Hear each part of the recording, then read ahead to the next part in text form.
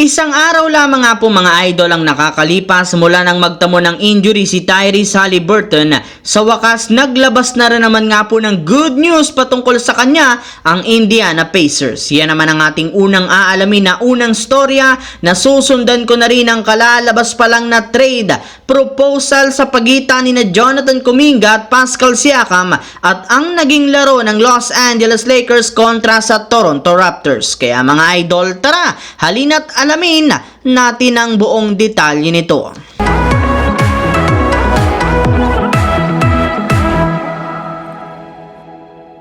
Marami nga po mga idol na mga fans ang nag-alala matapos magtamo ng injury ang superstar ng Indiana Pacers na si Tyrese Haliburton sa likurang bahagi ng kanyang kaliwang hita sa kanilang naging laro. Sobrang nadama rin naman nga ito ang sakit ng kanyang hita since hindi nga nito kinaya na maglakad papasok sa kanilang locker room. Kaya kinailangan nga po siyang buhatin at tulungan ng kanyang mga kakampi. Well, napakaganda rin naman nga sana ng ipinapakitang performance ni Haliburton sa kanilang nakalipas na laro sa pag-average nito ng 23.6 points, 4.2 rebounds at 12 assists per game sa kanyang 49% shooting.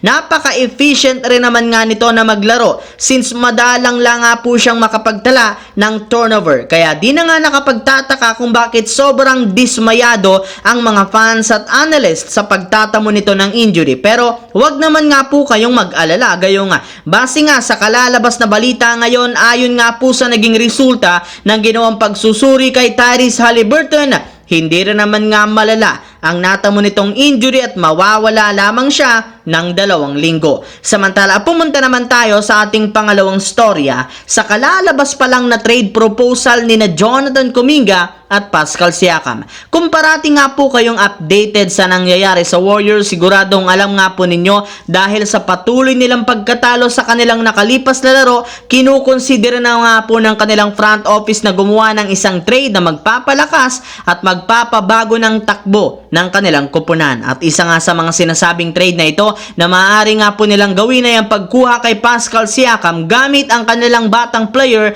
na si Jonathan Kuminga. Sa katunayan, base nga sa pinakahuling inilabas na balita ng NBA insider na si Anthony Slater, nakipag-usap na nga po noong nakarang araw ang front office ng Warriors sa general manager ng Toronto Raptors patungkol sa nasabing trade na ito. Sadyang hinihintay lamang nga po nila ang magiging sagot nito sa mga susunod na araw. Habang dumiretso naman tayo sa ating huling storya sa naging laro ng Los Angeles Lakers laban sa Toronto Raptors. Bago pa man nga po mga idol magsimula ang kanilang laro, inanunsyo na nga ng Lakers na gagamitin muli nila ang kanilang bagong starting lineup na ginamit ng kanilang team ng nagdaang laro. Kaya dahil dyan, mananatili na namang off the bench si D'Angelo Russell since eto nga ang kagustuhan ni LeBron at Davis. Ngunit sadyang kahit ano man nga pong gawin ng Lakers sa kanilang lineup, maaga para naman nga silang nag-struggle. Ngunit nakasabay nga ito sa pagtatapos ng first quarter sa opensa sa pag-init na rin naman ng shooting ng kanilang team na sinamantala ng Toronto Raptors sa pangunguna ni RJ Barrett at Pascal Siakam. Mabuti na lamang at nagawa pa rin naman nga po ng Lakers na maidikit ang kanilang score matapos ang magdomina sa simula si Anthony Davis. Syempre, simula nga po ng umarangkada dito mga idol si LeBron at ang kanyang kasamahan at mag-take over, dito na nga nagsimulang lumamang ang Lakers hanggang sa nakuha nga po nila ang panalo